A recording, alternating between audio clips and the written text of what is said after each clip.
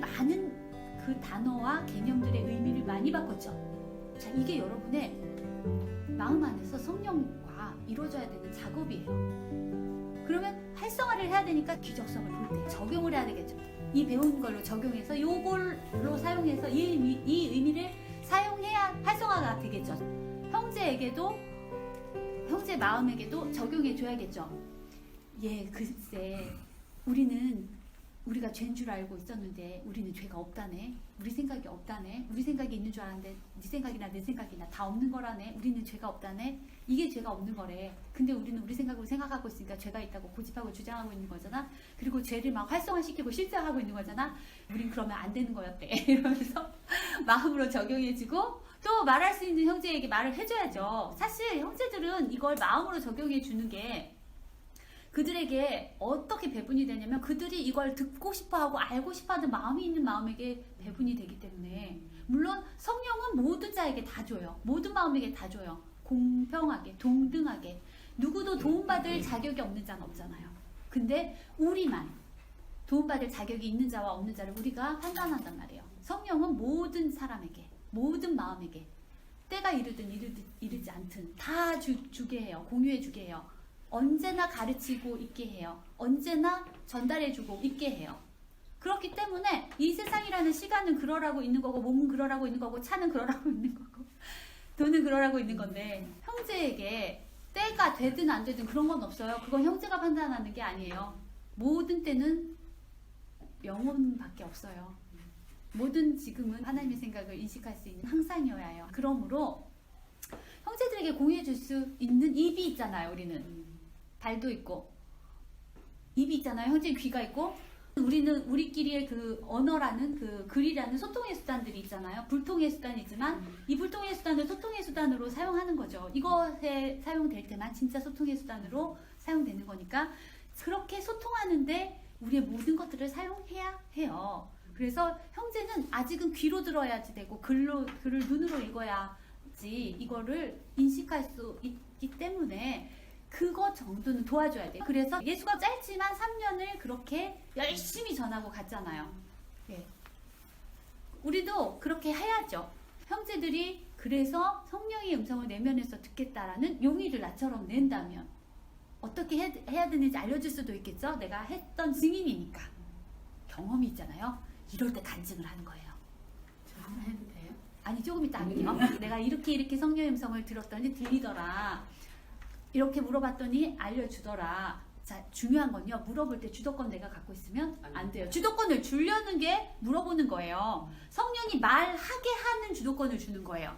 나에게 알려주고 싶어하는 성령이 알려주도록 주도권을 주는 건데, 딱 주도권 내가 갖고 내가 항해의 키를 잡고 있으면 안 돼요. 내가 지금 물어봐야 하는 어떤 것들을 도구로 사용해서 가지고 들어갈 수 있는데 그 다음부터는 성령이 주도하게 두세요. 계속 끝까지 내가 주도권 가지고 있으면 안 돼요. 전에 어떤 형제 성령의 음성이 왜 안 들리고 자꾸 막아지는지에 대해서 성령이 알려준 걸 알려드렸어요. 전해드렸어요. 뭔 줄 아세요? 쓸데없는 질문하는 거였어요. 쓸데없는 질문. 성령은 계속해서 진술을 해요. 가르쳐줘요. 더 깊이 있게, 더 자세히, 더 많이 알려줘요. 근데 듣고 싶지 않으니까 들어야는 되겠고, 우리 생각 하나 가지고 가서 그냥 물어보러 들어가요. 성령이 진술해요. 그러면 갑자기 근데 그럼 이건 뭐예요? 근데 이건 뭐예요? 이건 뭐예요? 이게 질문이 아니에요. 그렇게 계속 얘기를 했다는 거예요. 그래서 이렇게 들으면서 너무 마음이 답답한 거예요. 그래서 이게 하나님의 생각을 받아들일 때의 반응이 아닌 거예요. 그래서 제가 하나님께 여쭤봤더니, 성령에게 여쭤봤더니, 성령이 계속 말하는 걸 막기 위해서, 성령은 지금 이 설명 뒤에 다음 설명이 있고 그 설명 뒤에 다음 설명이 있어요. 더 깊이 알려주고 싶어요. 그런데 가볍게, 아주 얕게 하나 딱 듣고요. 씨 뿌리는 비유 아시죠? 성경에서도 얕은 그 흙에 떨어지면 씨가 말라서 죽어버려요. 새가 와서 물어가 버리고. 뭐냐면 내 생각이 작다 하고 다양해요. 하나님의 생각은 깊이 듣고 싶지 않아요. 얕게만 듣고 싶어요. 그러면 딴 생각이 와가지고 그 성령의 진행을 탁 쳐요. 아 그거 됐고 이거나 말해요. 이거 말해주면 또 이거 말해요. 저거 말해요. 이런 식으로 물어보는 게 질문이에요? 알고 싶은 마음이에요? 알고 싶지 않은 마음이에요? 우리는 이걸 구분 못해요. 내가 계속 물어보니까 진리를 알고 싶어서 한다고 하는데 아니에요. 깊이 말해주는 것을 깊이 들으려고 하지 않고 얕게만 듣고 도망가기 위해서 이것 질문하고 저것 질문하고. 반대로 해볼게요. 제가 여러분에게 뭘 질문을 했어요. 근데 여러분이 정말 그걸 잘하시는 분이에요. A부터 G까지 설명이 다 돼야지 제가 그걸 이해할 수 있어요. A를 설명했는데 제가 갑자기 듣는 척만 하다가 다른 생각 들어가지고 아니 그거 말고 이거 알려주세요. 그러면 그 얘기 다 못하죠. 또 그 얘기도 얕게 시작했어요. 깊이 내려가려고 하는데 그럼 이건 뭐예요? 주도권을 제가 갖고 있어요. 이 주도권으로 계속 성령을 해방한단 말이에요. 방해한단 말이에요. 이렇게 하면 성령이 알려줄 수 없기 때문에 나도 깊이 이해할 수가 없어요. 이해하려고 이렇게 질문했을까요? 이해하지 않으려고 질문했을까요? 이해하지 않으려고 질문하는 거예요. 성령이 하는 것을 설명해 주는 것을 계속 듣기 위해서 하는 질문은요. 더 자세히 설명해 주세요. 더 이해가 잘 될 수 있게 가르쳐 주세요. 라는 요청은 괜찮아요. 그리고 성령이 알려준 것이 심화될 수 있게 하는 데서 성령이 내게 궁금해하게 하는 게 있기는 있어요. 그런데 그건 성령이 알려주려는 거를 내가 인식해서 반응을 하는 거기 때문에 성령이 알려주려는 것에 대해서 내가 물어봐요. 그렇게 질문을 하는 게 있는데 이 형제가 이렇게 질문을 하는데 그 질문이 성령이 말해주는 진행에 들어있는 질문이 아니더라고요. 그 다음에 질문이 이거 하나를 알려줬으면 더 심화된 질문이 나와야 되지 않았을까요? 그랬으면 그 다음 단계가 이해가 되도록 알려주는 성령의 의도가 이 형제에게 바른 질문으로 반응이 된 거겠죠. 성령을 따라가고 있지 않았다는 얘기예요. 그거예요. 성령이 알려줄 때요. 그 다음 단계를 궁금하게 해서 용의를 내게 해야 되니까 우리한테 그걸 이렇게 넣어준단 말이에요. 그러면 이것도 알려주세요 할 때 성령이 말해주는 방향과 다르지 않아요. 오히려 성령이 말해주려는 거를 미리 넣어줘서 내가 미리 궁금해서 계속 따라가게 해요. 그래서 성령의 의도를 계속 따라가요. 그래서 애초에 성령의 음성을 들을 때는 성령의 의도를 따라가겠다는 생각을 해야 돼요. 그러면 성령이 그때 알려주려고 하는 걸 내게 궁금하게 해요. 또 알려주려고 하는 걸 궁금해. 그래서 전체적으로 성령의 이야기 안에서 벗어나지 않아요. 그 의도가 설명해주고 있는 그 연합되고 포함되어 있는 의미와 내용의 메시지 안에서 벗어나는 게 아니라 더 심화가 되는 질문만 하게 해요.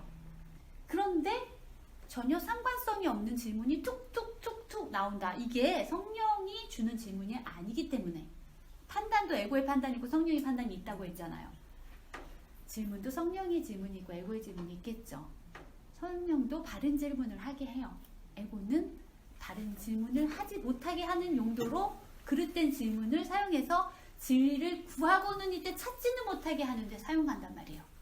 그런 질문을 계속 쓴다는 것 자체가 성령의 가르침을 지금 따라가고 있는 게 아니라 듣는 둥 마는 둥하고 내 생각이 떠올라서 내 생각으로 그 물꼬를 막은 거예요. 방해한 거예요. 성령을 나를 따라오게 하는 거예요. 성령이 나에게 따라올 수 없기 때문에 그렇게 되면 성령의 음성이 안 들려져요. 그래서 그런 질문하기 혹은 인식하고 다시 성령에게 이렇게 그 반문하는 이 관계성이 성령의 의도를 따라가고 있지 않은 그 관계성인 거예요. 그래서 자꾸 뭔가 질문하려고 하지 말고 성령이 더 자세히 설명해 달라고 더 많이 이해할 수 있도록 알려달라고 그 의도만 한번 내보라고 했어요. 그랬더니 어떤 놀라운 일이 일어나는 줄 아세요? 그렇게 의식을 하면서 지금 자신이 그렇게 실수를 하고 있다는 걸 몰랐다가 인식을 했잖아요. 그리고 성령이 가르쳐 주려는 의도가 있으니까 그 의도를 따라가 보려는 의지를 내보라고 요거를 의식을 하면서 자기 자신의 의식의 흐름을 봤더니 뭔가를 말하는 순간, 성령이 말하는 순간 자기 생각이 확 올라오는 걸 느꼈대요. 그러면서 이건 이게 아닌가? 이건 이렇게 생각해야 되지 않나? 이건 또 다르게 생각할 수도 있지 않나? 이렇게 하면서 저항을 하고 있는 자기를 발견했대요. 그 저항이 모양만 형식만 딱 바꿔가지고 질문의 형식으로 나온 거예요. 사실은 자기는 이렇게 생각하는데 이렇게 생각하는데 자기 생각이 성령이 한마디를 하면 자기가 10마디 100마디를 하고 있더래요. 깜짝 놀랐대요. 이렇게 의식을 안 해봤을 때는 자기는 정말 성령에게 듣고자 계속 아주 좋은 질문을 하면서 성령이 말하게 하는 줄 알고 있었대요. 근데 의식해보면서 성령에게 말을 알려달라고 해놓고 자기를 가만히 의식해봤더니 한마디를 딱 알려주면 그거를 이렇게 수용하면서 더 깊이로 들어가려고 하는 게 아니라 수용하고 받아들이면서 더 깊이 들어가고 받아들이면서 더 깊이 들어가야 되거든요. 성령 안으로 들어가는 거죠. 그게 아니라 수용하는 척하면서 내 생각이 확 거기에 상응하는 그 상충하는 내 생각이 있을 거 아니에요. 상충하는 내 생각이 동시에 확 올라온대요. 근데 그 생각이 순간 막 주장이 되더래요. 이게 더 맞지 않나? 이건 어떡할 거야? 이게 이렇게 생각하는 사람이 훨씬 많은데 다 이렇게 생각하네 막 이런 거 있죠. 우리 세상에서는 이게 맞는데 막 이런 지금까지 내 생각을 가지고 가서 얘기했잖아요. 거기에 성령이 어떤 얘기를 해주잖아요. 그러면 내 생각은 아니지만 다른 생각들이 있잖아요. 그것도 사실 내 생각이죠. 그런 게 막 떠오르면서 그거의 대변자가 되는 거예요. 그러면서 그 반대하는 입장에서 그러면 이거 뭔데요? 하면서 질문을 하고 있는 거예요. 그럼 이미 듣지 않겠다. 내 생각을 주장하는 이미 판단과 결정이 내려졌으니 성령의 음성이 사그르르 하고 작아지죠. 그러니 거기까지만 듣고 오늘은 끝 하게 되는 거예요. 성령의 음성. 그렇게 얕게 듣고 있었던 거예요.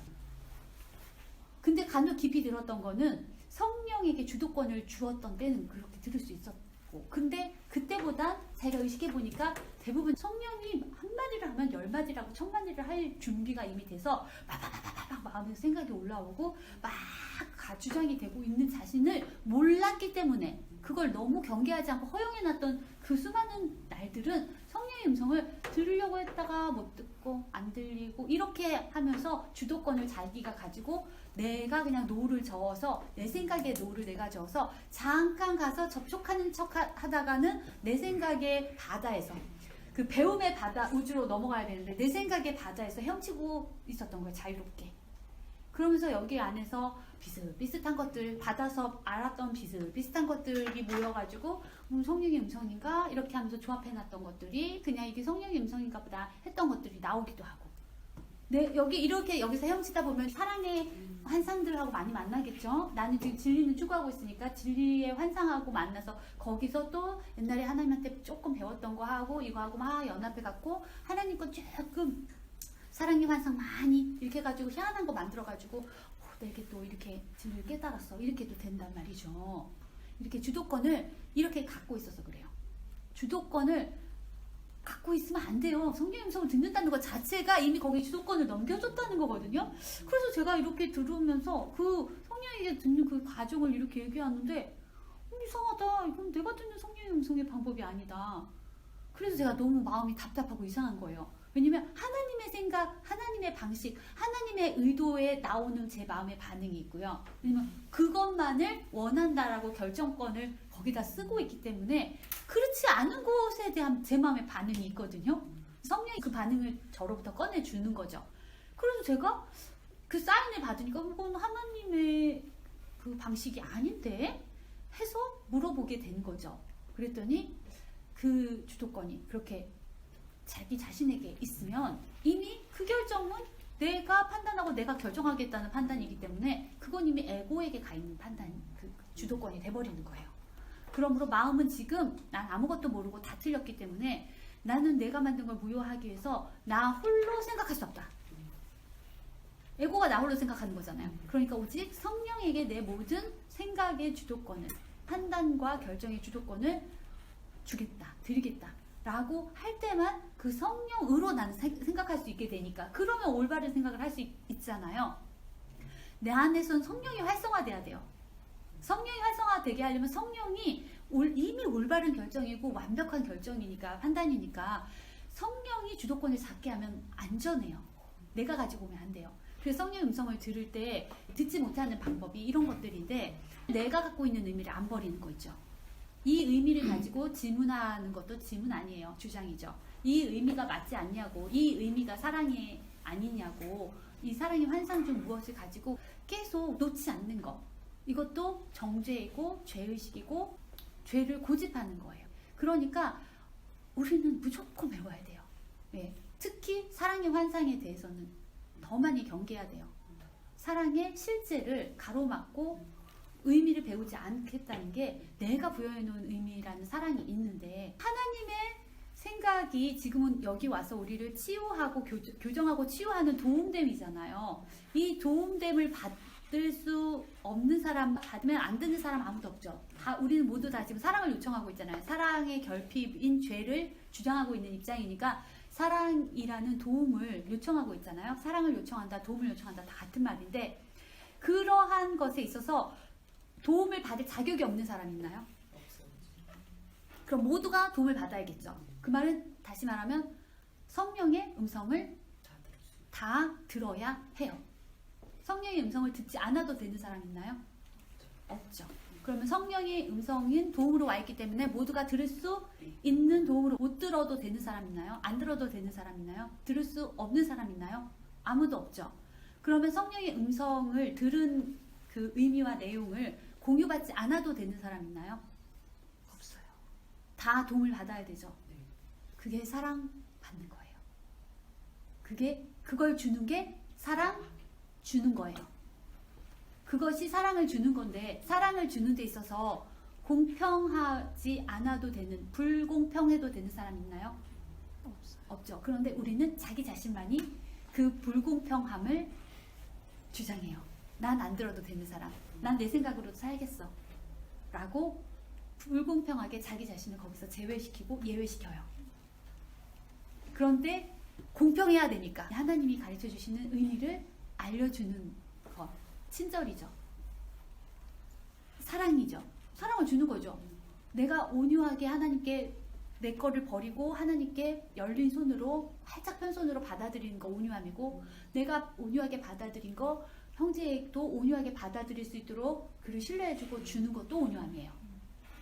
자, 사랑을 주는 데 있어서 공평해야 되겠죠. 동일해야 되겠죠. 모든 사람에게 모든 방법을 동원해서 줄 수 있다면 모두에게 주어야겠죠. 이게 공평이고 이게 정의예요. 거기에서 누구는 도움받을 자격이 없어 라고 보통은 자기 자신이 자신을 제외하고, 그 다음에 사랑의 환상을 가진 존재들은 그 환상을 주는 게 사랑이라고 생각하기 때문에 사랑의 실제를 주는 걸 가로막죠.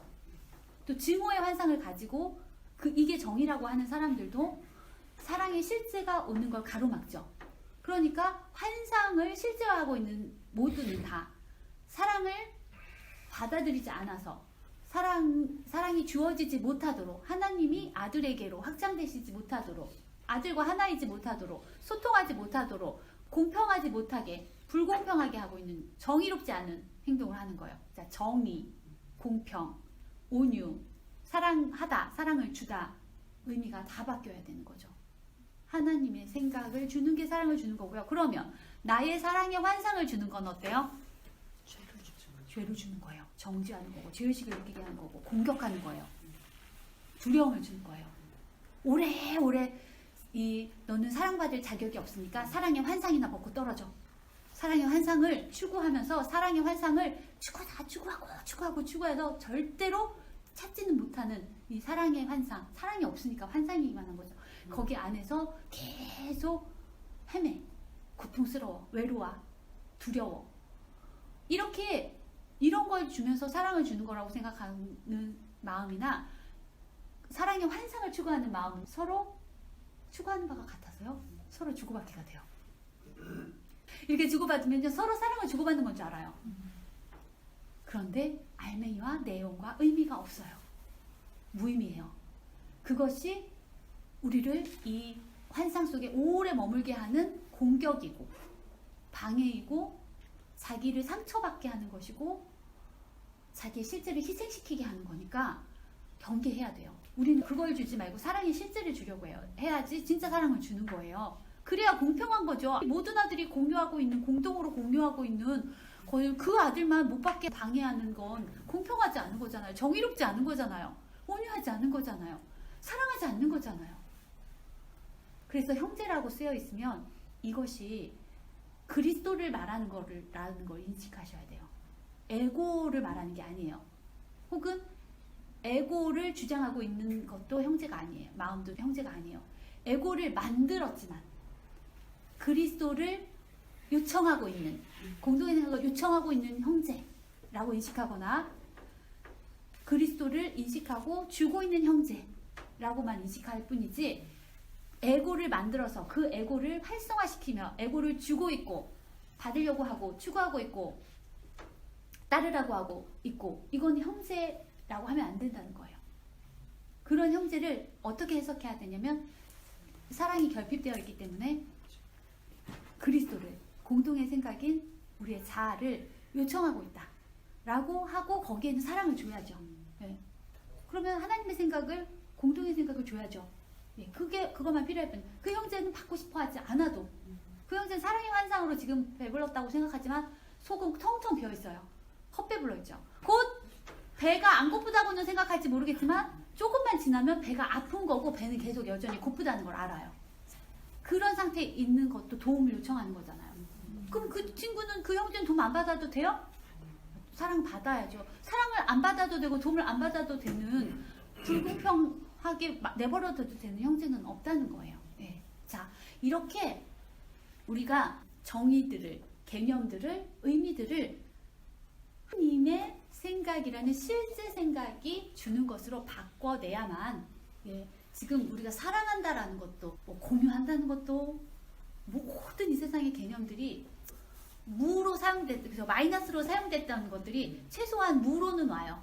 그리고 진짜 이 형식들은 사라지고 의미와 내용만 남겠죠. 곧 그게 사랑이고 그게 우리니까. 형식들이 없을수록, 형식들이 의미와 내용을 전하는 대로만 사용될수록 잘못 사용된 게 점점 없어지는 거잖아요. 의미와 내용을 전하는 데 사용됐으면 의미와 내용으로만 소통하게 되기 때문에 형식은 잠시만 사용할 거예요.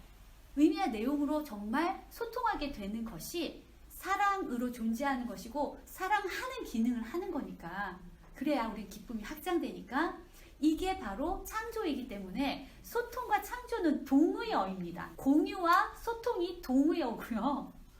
공유와 소통을 하여 사랑을 하는 창조는, 공유, 소통, 창조는 동의어예요. 이것이 전부 다 사랑하기예요. 사랑으로 존재하기이자 사랑하기예요. 이런 것을 우리가 인식하면서 이제 오늘 이 인식한 것으로 기적 수업을 틀어놓고 읽어도 좋고요. 틀어놓고 들으면서 생각을, 이 의미를 가지고 적용해가지고 들어보세요. 완전히 다른 이야기가 펼쳐집니다. 예. 죄 있음과 죄 없음이라는 챕터가 있더라고요. 오늘 들으면서 왔는데 이 의미로 들으면요, 완전히 성령이 말해주는 의미가 쏙쏙쏙 이해가 되고 가치가 알아져요. 그렇지, 우리에겐 죄가 없지, 형제에게도 죄가 없지, 죄가 없어야 되는데 이렇게 죄가 있게 하고 있다니, 이럴 수는 없지. 나는 거룩함으로 창조되었으니 죄 있음을 죄 없음으로 바꾸는 속죄를 받아들여서 공유해서 소통함으로 거룩함을 이루어야겠어, 완벽함으로 돌아가야겠어, 이런 레파토리가 나와요. 이 방식이 전부 다 성령의 교정과 치유거든요. 그래서 나는 하나님에게 의미를 가르쳐 달라고 해야겠어. 내가 가지고 있는 의미 다 바꿔야겠어. 이걸 가지고 내가 써온 거는 지금 소통의 단절이었으니 이제 그 의미를 배워서 소통해야겠어.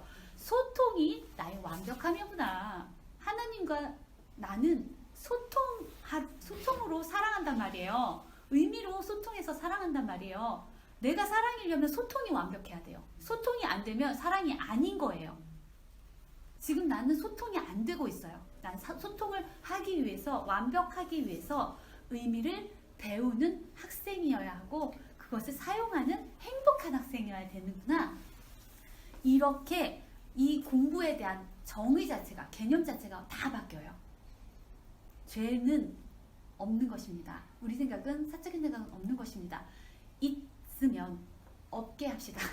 경계하고 사용하지 말고 사랑만 사용합시다. 사랑의 언어만 사용함으로 이 죄의 언어들이 의미들이 우리에게 사용되지 않도록 하는 것, 여기서 우리의 역할입니다. 우리의 역할, 갈 길이 멀어요. 할 일이 많아요.